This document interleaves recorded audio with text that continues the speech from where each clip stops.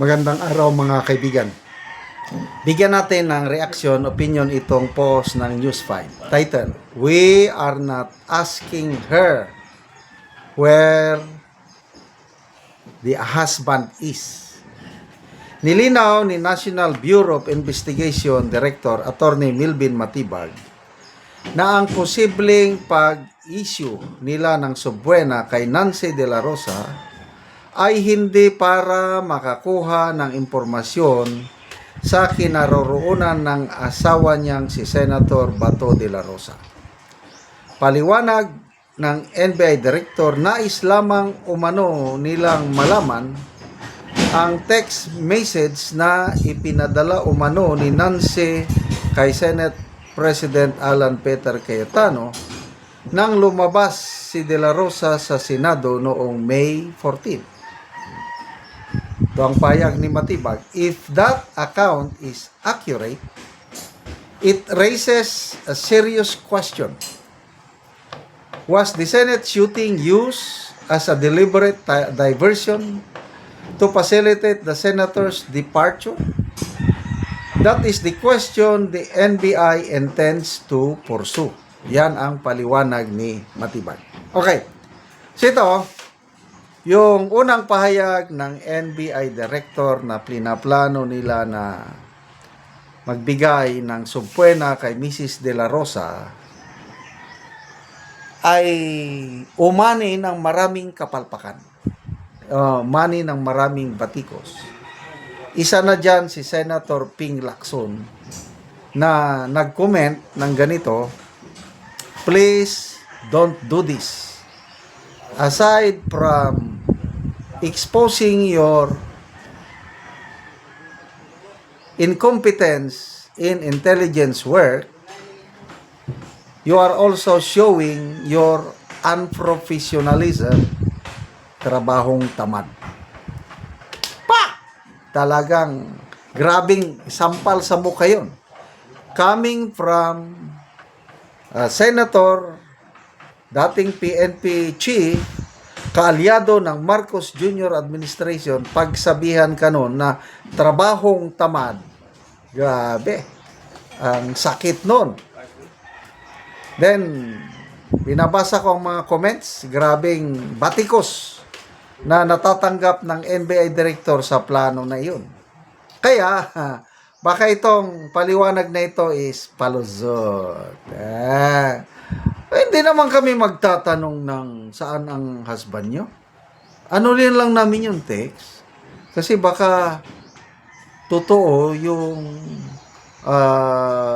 hinala na yung putukan ng May 13 is a cover up para makatakas yung husband niya. Yun ang aming anggulo. Anggulo ko, no. Ito lang akin lang ito. Abogado man siya, politiko, abogado. Parang wala siyang experience sa investigative work bago siya naging NBI Director. Yun ang pagkakalam ko. Hindi katulad nitong yung pinalitan niya, Director Jaime Santiago. Yun ang matinik. Police, SWAT, sikat na sikat. And then, naging judge, bago in-appoint na, yun sana ang dapat magtagal na NBI Director, matino.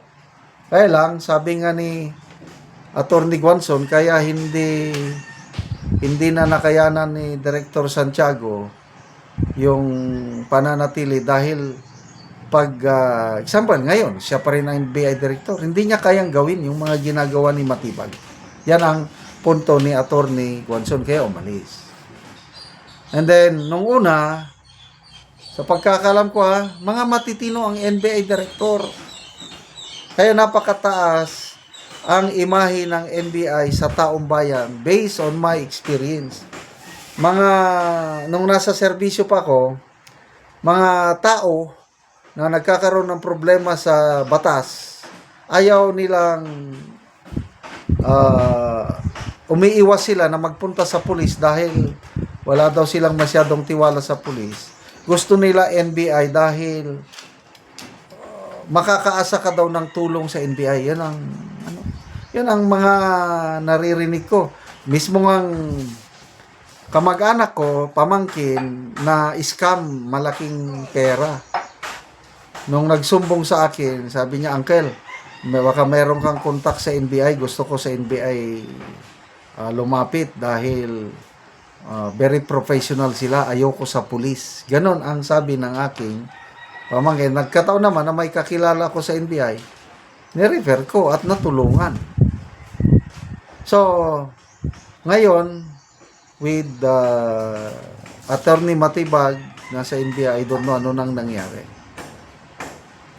Kawawa ang reputasyon, yung professional image ng NBI parang unti-unti nang namamantsahan na dahil sa ganitong direktor na bara-bara kung sa ano, tamad. Birin mo, tawagin ka ng isang senador, dating PNP chief, trabahong tamad. Ang dami niya ng kapalpakan, no? Yung pag-aresto kay Senator Bato noong May 11, pag magaling lang magdala doon, dapat na-aresto na nila. Kasi, sa tingin ko, hindi ina-expect ni Senator Bato na may mga NBI agents na mag-aresto sa kanya. Kaya lang, dahil nga sa kapalpakan, nakaikyas, nakawala si Bato, kaya nakaboto siya sa plenaryo, nagkaroon ng konti tao. Ngayon, nakalabas na naman. Instead na napaligiran na, di ba, nagkaroon na ng siege. Ang daming pulis, NBI sa palibot. Nakalis pa rin. O, paano siya nakalis? Yun. Alamin ninyo, paano siya nakalis. Kaya ang alam ko, nung gabi ng May 13, nandyan si Bato sa loob ng Senado. Nandyan din ang DILG Director John Vic Rimulya at gusto nag-request daw si Bato sa DILG sa PNP kung pwede doon na lang siya magpa-custody. I don't know kung bakit hindi natuloy yun. And then pagdating ng hindi ako naniniwala na cover up yung cover up yung putukan kasi nangyari ang putukan mga bandang alas 8 hanggang alas 10. So, yung oras na yun. Umalis siya 2:30 na sa madaling araw. Paano naging cover up? Malayo. Kaya good luck po sa NBI sa paghanap nyo kay Senator Bato. Magandang salamat mga kaibigan sa inyong pagsubaybay sa channel nito. Nakakatulong kayo ng malaki sa tribong Talandig ng Bukidnon dahil ang sweldo natin sa channel na ito is pantulong po sa tribo. Namimigay tayo ng libreng yero at pako para makapagpatayo itong tribong ito ng mas maayos na tirahan. Panoorin niyo ang video na ito. Una ni ang natagaan og sen. Salamat po kayo sa aning nangatag aning sin kay kay Nakatop na ka.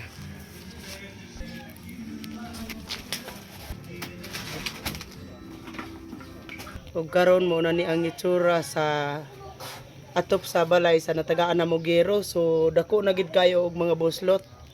Makita gid nato nga karaan na gid kayo ang iyang ngero. Ang putol-putol na ang ngero. Makita gid nato nga wa na gid nagpareha. So muna ni ang ilang pagpuyo sa ilang kahimtang sa ilang abuhan ng gani, ilang kusina. Muna ni ang ilang kahimtang, kayo yan na to. ilang tuluganan. O karon kol pila na ni ang imong atop ka tuig nga ani nang itsura buslot na gid kaayo. Mga napulo na ni katuig. Napulo na katuig.